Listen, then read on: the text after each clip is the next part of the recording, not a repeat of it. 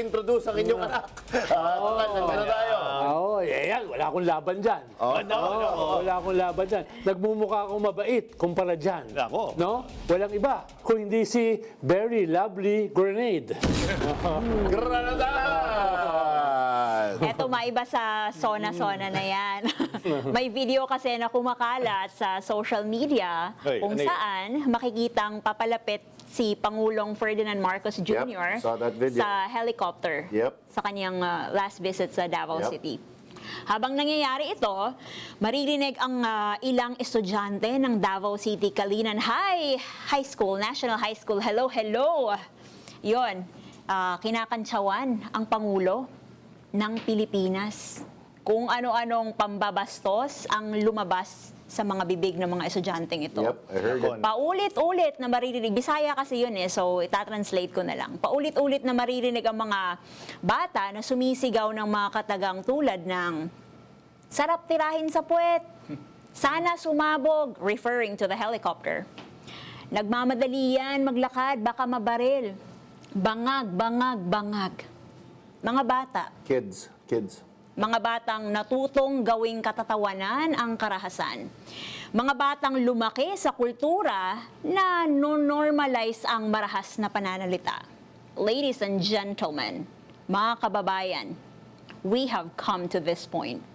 Anong klaseng komunidad ang humuhubog sa pag-iisip at pag-uugali ng mga batang ganito? Yep. Tapos kunwari, galit tayo sa karahasan. Kunwari, shock tayo kapag may mga kabataang nasasangkot sa krimen.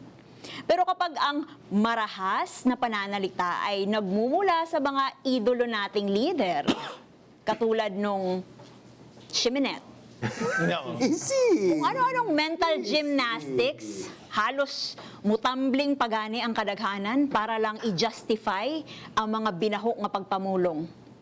May mga nabasa pa akong comment, galit lang daw mga bata sa mga nangyayari sa gobyerno, kaya ganon. Ay, pag galit, gusto na maging tirador ng puwet? Ay.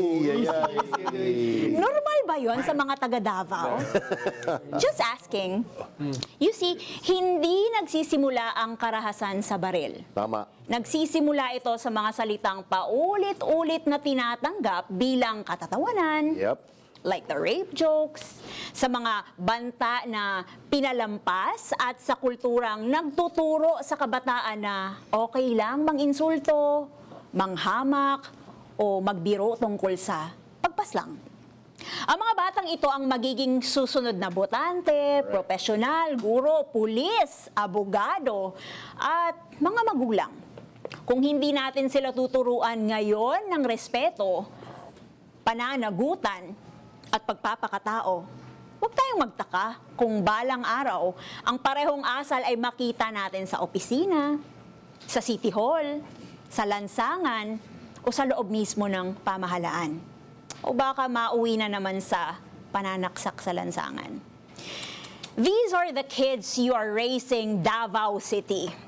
Minsan naisip ko kung patuloy na ganyan ang exposure sa karahasan ng mga kabataan.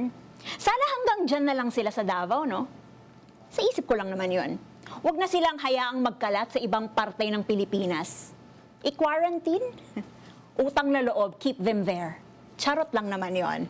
Mababash na naman si Lovely. Mababash na naman. Seriously, this conversation is not just about Davao City. Okay, the This British accent is out. conversation is about anong uri ng mga mamamayan ang hinuhubog natin.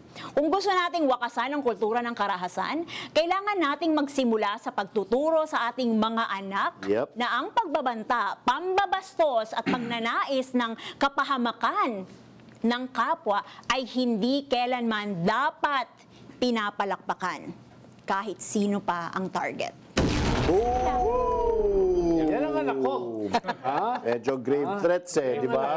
It's normalization. Ino-normalize Di ba may nabully nga sa Davao na grade 3 na hindi ko naman sinasabi na doon lang naman nangyayari. Tayo ang bully capital of the world. It's modeling, it's again normalization, it's what you see leading Ang daming by pinamigay na example. piatos dyan sa mga bata na yan. Yeah.